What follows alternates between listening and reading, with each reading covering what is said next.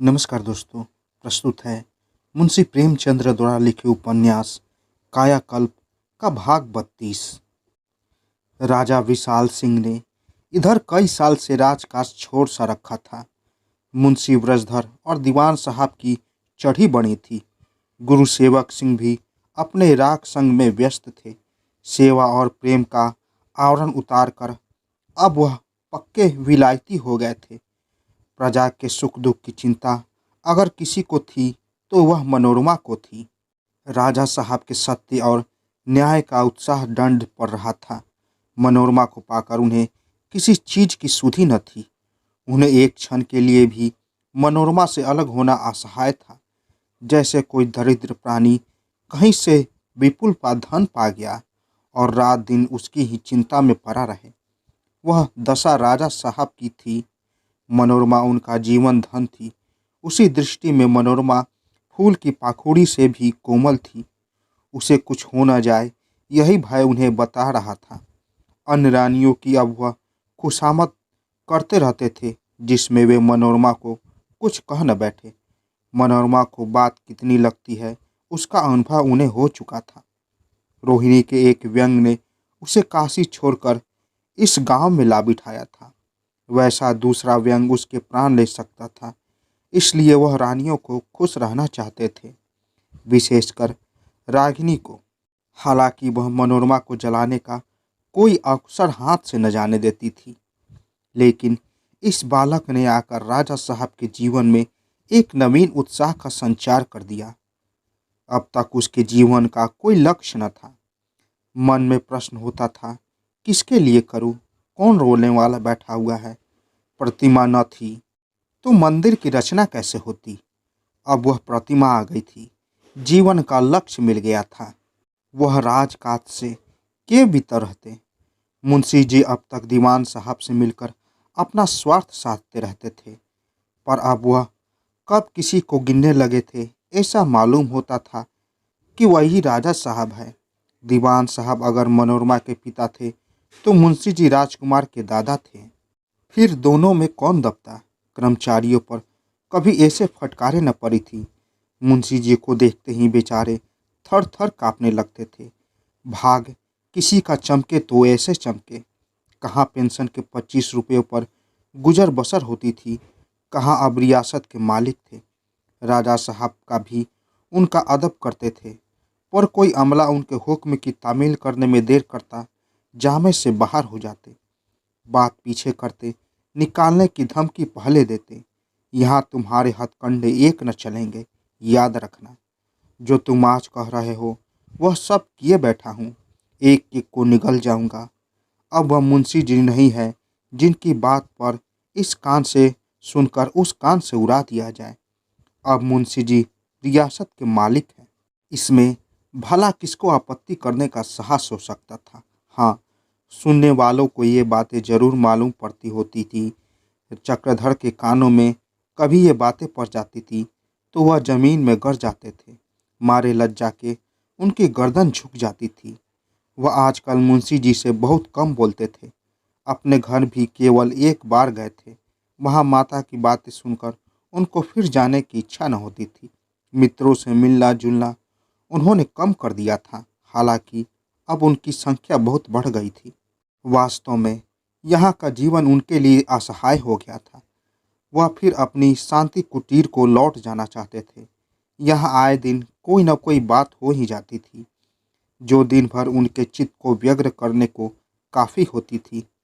कहीं कर्मचारियों में जूती पैजार होती थी, कहीं गरीब असामियों पर डांट फटकार, कहीं रनिवास में रगड़ झगड़ होती थी तो कहीं इलाके में दंगा फसाद।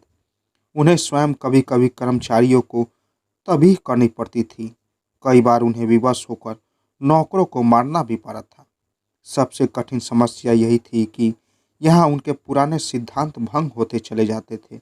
वह बहुत चेष्टा करते थे कि मुंह से एक भी अधीप शब्द न निकले, पर प्रायः नित्य ही ऐसे अवसर आ पड़ते कि उन्हें विवश होकर दंडनीय का आश्रय लेना ही पड़ता। लेकिन अहिल्या इस जीवन का चरम सुख भोग रही थी। बहुत दिनों तक दुख झेलने के बाद उसे यह सुख मिला था और उसमें मग्न थी। अपने पुराने दिन उसे बहुत जल्द भूल गए थे।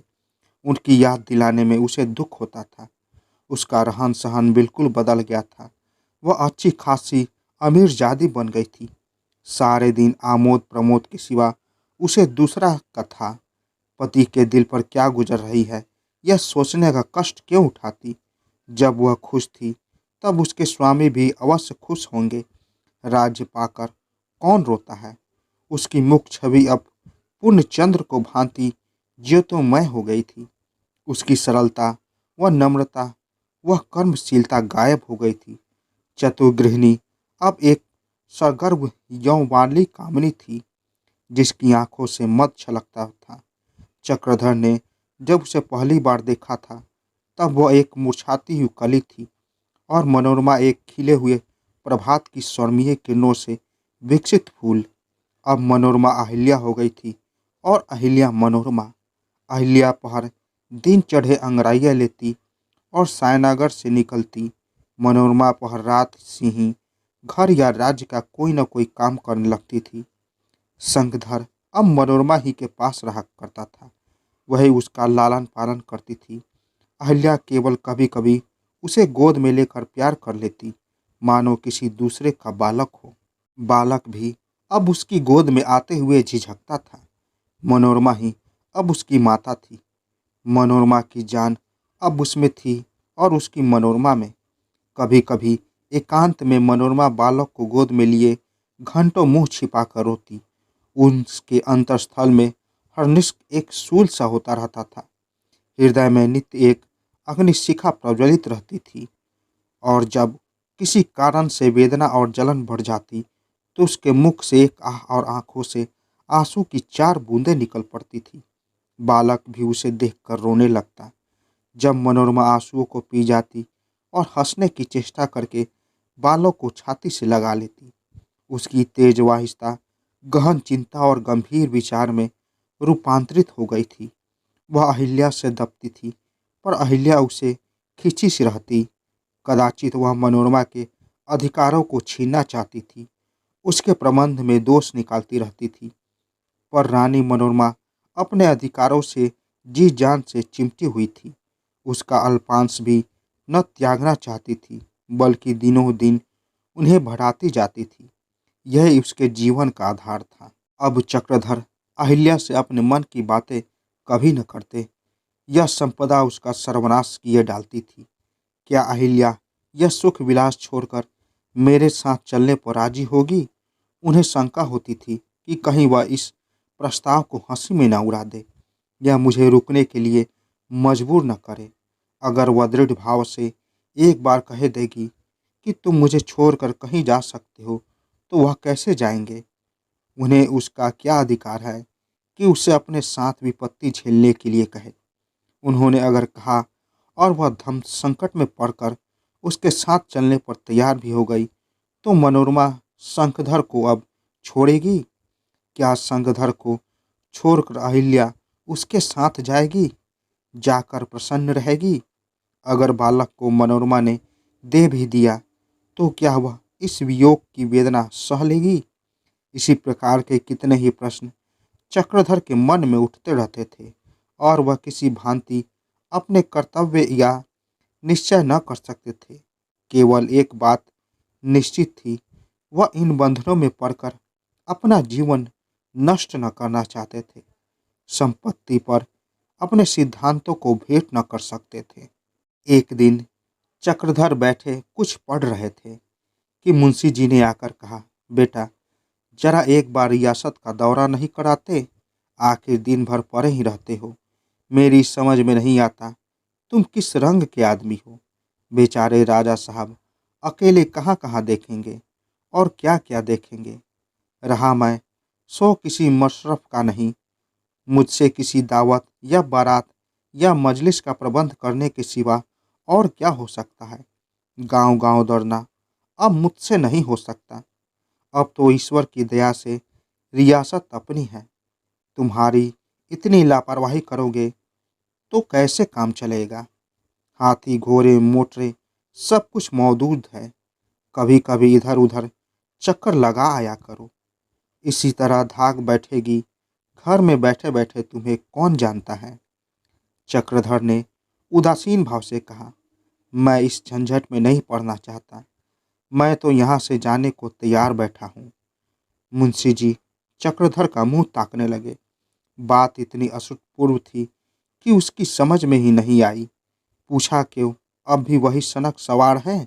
चक्रधर, आप उसे सनक, पागलपन जो चाहे समझे, पर मुझे तो उसमें जितना आनंद आता है उतना इस हरबोग में नहीं आता। आपको तो मेरी यही सलाह है, आराम से घर में बैठकर भगवान का भजन कीजिए। मुझसे जो कुछ बन पड़ेगा आपकी मदद करता रहूँगा।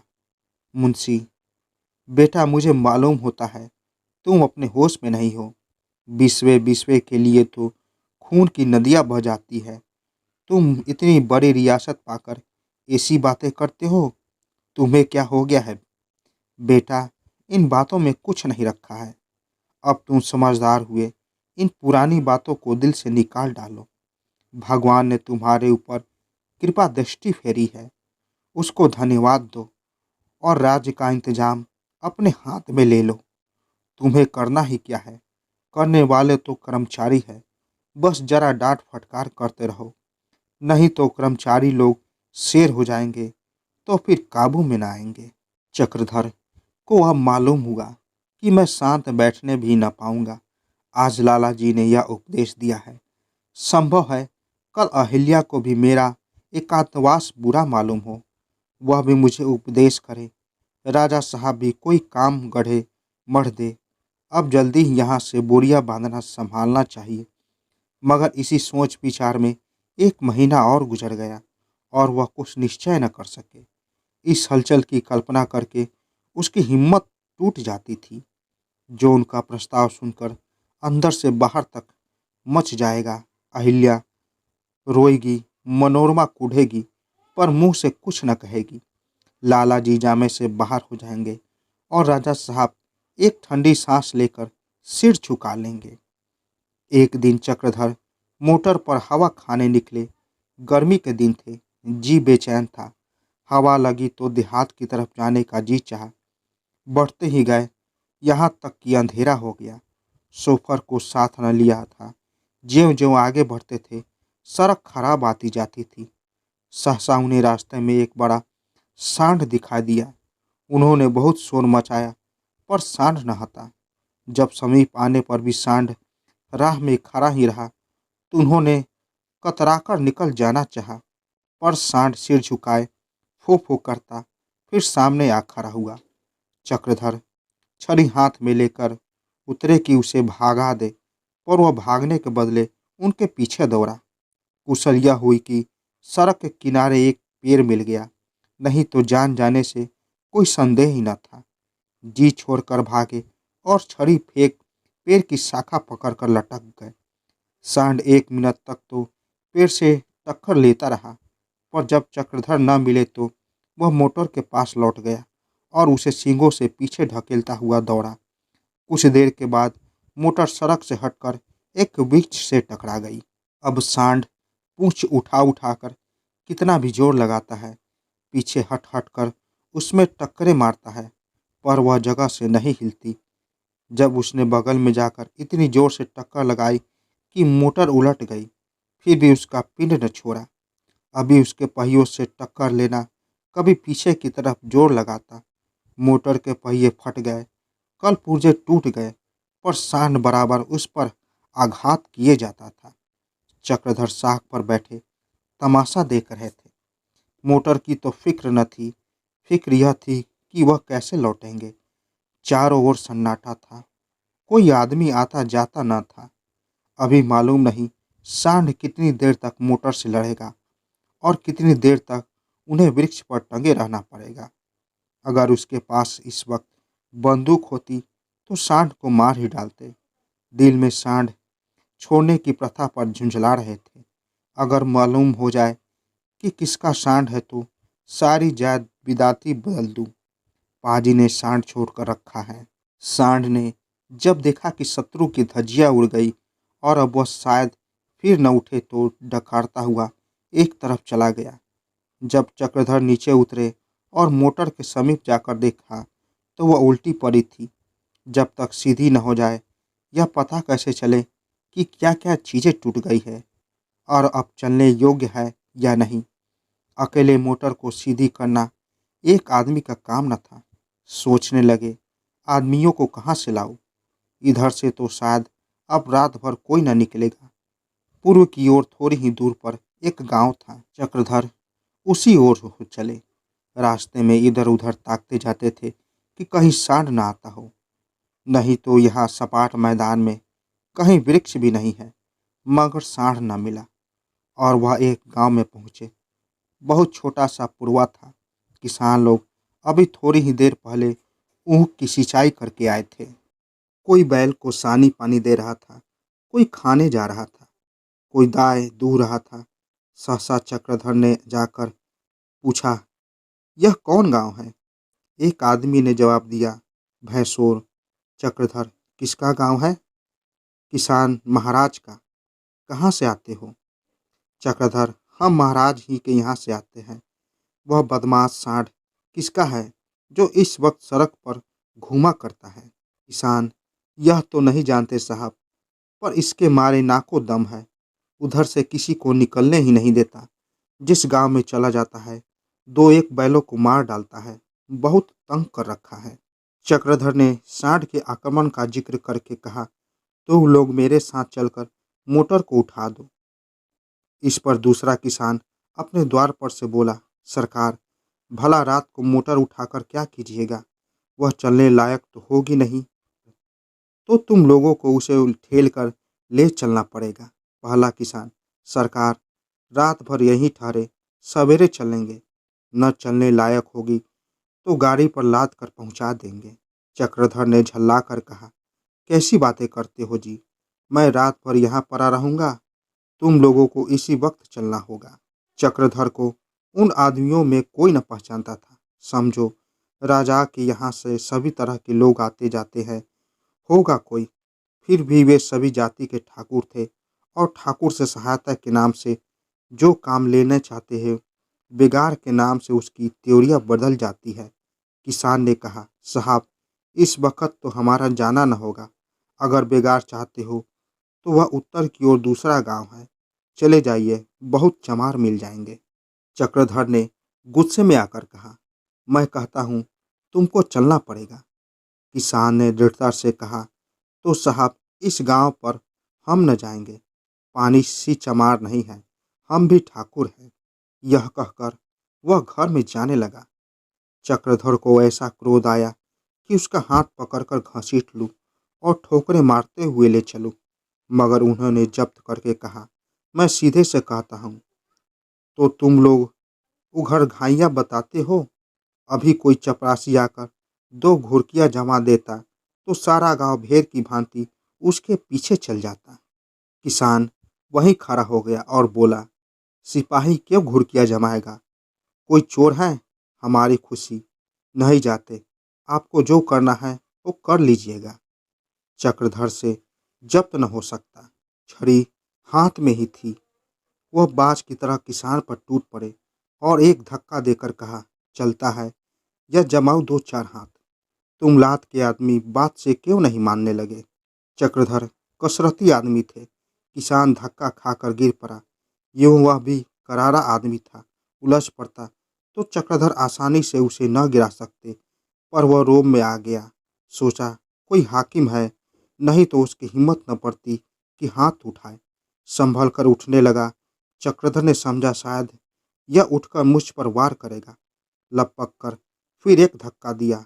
सहसा सामने वाले घर में से एक आदमी लालटेन लिए बाहर निकल आया और चक्रधर को देखकर बोला, अरे भगत जी, तुमने यह भेष कब से धारण किया? मुझे पहचानते हो? हम भी तुम्हारे साथ जेल में थे। चक्रधर उसे तुरंत पहचान गए। यह उनका जेल का साथी धन्ना सिंह था। चक्रधर का सारा क्रोध हवा हो गया। लजाते हुए बोले, क्या तुम्हारा घर इसी गांव में है धन्ना? धन्ना सिंह, हाँ साहब। यह आदमी जिसे आप ठोकरे मार रहे हैं मेरा सगा भाई है। खा रहा था। खाना छोड़कर जब तक उठूं तब तक तो तुम गुस्स गरमा ही गए। तुम्हारा मिजाज इतना कब से हो गया? जेल में तो तुम दया और धर्म के देवता बने हुए थे। क्या दिखावा ही दिखावा था? निकला तो कुछ और ही सही सोचकर, मगर तुम अपने पुराने साथी ही निकले। कहाँ तो दरोगा को बचाने के लिए अपनी छाती पर संगीन रोक ली थी, कहाँ जरा सी बात पर इतने तेज पड़ गए। चक्रधर पर घरों का पानी पड़ गया। मुंह से बात न निकली। वह अपनी सफाई में एक शब्द भी न बोल सके। उनके जीवन की सारी कमाई, जो उन्होंने न जाने कौन कौन से कष्ट सहकर बटोरी थी, यहाँ लुट गई। उनके मन की सारी सदृढ़ता आहत होकर तड़पने लगी। एक और उसकी न्याय बुद्धि मंदित होकर किसी अनाथ बालक की भांति दामन से मुंह छिपाकर रो रही थी। दूसरी ओर लज्जा किसी पिचासने की भांति उन पर अग्नि बाणों का प्रहार कर रही थी। धन्ना सिंह ने अपने भाई का हाथ पकड़कर बैठाना चाहा, तो वह जोर से हाय हाय करके चिल्ला उठा। दूसरी बार गिरते समय उसका दाहिना हाथ उखड़ गया था।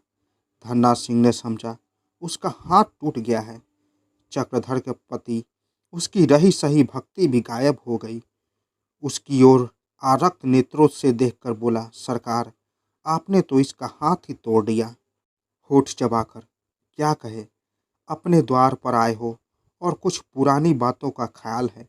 नहीं तो इस समय क्रोध तो ऐसा आ रहा है कि इसी तरह तुम्हारे हाथ भी तोड़ दूं। यह तुम इतने कैसे बदल गए? अगर आंखों से न दिखता होता तो मुझे कभी विश्वास न आता।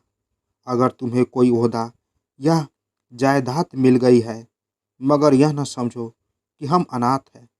अभी जाकर महाराज के द्वार पर फरियाद करे तो तुम खरे खरे बंध जाओगे। बाबू चक्रधर सिंह का नाम तो तुमने सुना ही होगा। अब किसी सरकारी आदमी की मजाल नहीं कि बेगार ले सके। तुम बेचारे किस गिनती में हो? ओहदा पाकर अपने दिन भूल न जाना चाहिए। तुम्हें मैंने अपना गुरु और देवता समझा था। तुम्हारे ही उपदेश से मेरी पुरानी आदतें छूट गई। गांजा और चरस तभी से छोड़ दिया।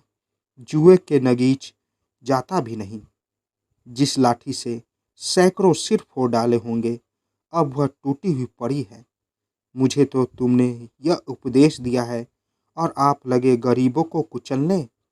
मन्ना सिंह ने इतना ही कहा था कि रात को यहीं ठहर जाओ, सवेरे हम चलकर तुम्हारी मोटर पहुंचा देंगे। इसमें क्या बुराई थी? अगर मैं उसकी जगह होता तो कह देता कि तुम्हारा गुलाम नहीं हूँ, जैसे चाहो अपनी मोटर ले जाओ, मुझसे मतलब नहीं। मगर उसने तो तुम्हारे साथ भस्म मछली की ओर तुम उसे मारने लगे। अब बताओ उसके हाथ की क्या दवा दी जाए? सच है, पद पाकर सबको मद हो जाता है। चक्रधर ने ग्लानिन वेदना से व्यथित स्वर में कहा, धन्ना सिंह, मैं बहुत लज्जित हूँ। मुझे क्षमा करो। जो दंड चाहो दो। सिर झुकाए हुए हूँ। जरा भी सिर न हटाऊंगा। एक शब्द भी मुंह से न निकालूंगा। यह कहते कहते उसका गला फंस गया। धन्ना सिंह भी गदगद हो गया। बोला, अरे भगत जी, ऐसी बातें न कहो। तुम मेरे गुरु हो। तुम्हें मैं अपना देवता समझता हूँ। क्रोध में आदमी के मुंह से दो चार कड़ी बातें निकल ही जाती है। उसका ख्याल न करो। भैया, भाई का नाता बड़ा गहरा होता है। भाई चाहे अपना शत्रु हो, लेकिन कौन आदमी है जो भाई को मार खाते देखकर क्रोध को रोक सके? मुझे अपना वैसा ही दास समझो जैसे जेल में समझते थे। तुम्हारी मोटर कहाँ है? चलो, मैं उसे उठा देता हूँ। या हुक्म हो तो गाड़ी जोत लूँ। चक्रधर ने रोक कर कहा, जब तक उसका हाथ अच्छा न हो जाएगा, तब तक मैं कहीं न जाऊँगा। धन्ना सिंह, हाँ, कोई आदमी ऐसा मिले जो यहाँ से जगदीशपुर जा सके तो उसे मेरी एक चिट्ठी दे दो। धन्ना सिंह, जगदीशपुर में तुम्हारा कौन है भैया? क्या रियासत में नौकर हो गए हो? चक्रधर, नौकर नहीं हूँ, मैं मुंशी ब्रजधर का लड़का हूँ। धन्ना सिंह ने विस्मित होकर कहा, सरकार ही बाबू चक्रधर सिंह है। धन्य भाग थे कि सरकार के आज दर्शन हुए। यह कहते हुए वह दौड़कर घर में गया और एक चारपाई लाकर द्वार पर डाल दी। फिर लपक कर गांव में खबर दे आया, एक क्षण में गांव के सब आदमी आकर चक्रधर को नजरों देने लगे। चारों ओर हलचल सी मच गई। सब के सब उसके यश गाने लगे। जब से सरकार हैं, हमारे दिन फिर गए हैं। आपका शील स्वभाव जैसा सुनते थे वैसा ही पाया। आप साक्षात भगवान हैं। धन्ना ने कहा, मैंने तो पहचाना ही नहीं। क्रोध में न जाने क्या क्या बक गया। दूसरा ठाकुर बोला, सरकार, अपने को बोल देते तो मोटर को कंधे पर लाद कर ले चलते। हुजूर के लिए जान हाजिर है। मन्ना सिंह, मर्द आदमी, हाथ झटक कर उठ खड़े हो। तुम्हारे तो भाग्य खुल गए। मन्ना सिंह ने कराहकर मुस्कुराते हुए कहा, सरकार, देखने में तो दुबले पतले हैं, पर आपके हाथ पांव लोहे के हैं। मैंने सरकार से भिड़ना चाहा, पर आपने एक ही अरेंगे में मुझे पटका। धन्ना सिंह, अरे पागल, भाग्यवानों के हाथ पांव में ताकत नहीं होती, अकबाल में ताकत होती है, उसे देवता तक कांपते हैं। चक्रधर को इस ठकुराती बातों से जरा भी आनंद न आता था। उन्हें उन बात पर दया आ रही थी। वह प्राणी जिन्होंने अपने कोप का लक्ष्य बनाया था, उसके शौर्य और शक्ति को प्रशंसा कर रहा है। अपमान को निगल जाना चरित्र पतन की अंतिम सीमा है, और यही खुशामद सुनकर हम लट्टू हो जाते हैं। जिस वस्तु से घृणा होनी चाहिए उस पर हम फूले नहीं समाते। चक्रधर को अब आश्चर्य हो रहा था कि मुझे इतना क्रोध आया कैसे। आज से साल भर पहले भी मुझे कभी किसी पर इतना क्रोध नहीं आया। साल भर पहले कदाचित वह धन्ना सिंह के पास आकर सहायता के लिए मिन्नत सजामत करते। अगर रात भर रहना भी पड़ता तो वह रह जाते। उसमें उसकी हानि ही क्या थी। शायद उन्हें देहातियों के साथ एक रात काटने का अवसर पाकर खुशी होती। आज उन्हें अनुभव हुआ कि रियासत की भूख कितनी गुप्त और अलिप्त होती है, उसमें समाती जाती है। कितने गुप्त और अलिप्त रूप से उसकी मनुष्यता, चरित्र और सिद्धांत का हास हो रहा है। सहसा सड़क की ओर प्रकाश दिखाई दिया। जरा देर में दो मोटरें सड़क पर धीरे धीरे जाती हुई दिखाई दी, जैसे किसी की खोज रही हो। एकाएक दोनों उसी स्थान पर पहुंचकर रुक गए जहां चक्रधर की मोटर टूटी हुई पड़ी थी। फिर कई आदमी मोटर से उतरते दिखाई दिए। चक्रधर समझ गए कि मेरी तलाश हो रही है। तुरंत उठ खड़े हुए। उसके हाथ गांव के लोग भी चले।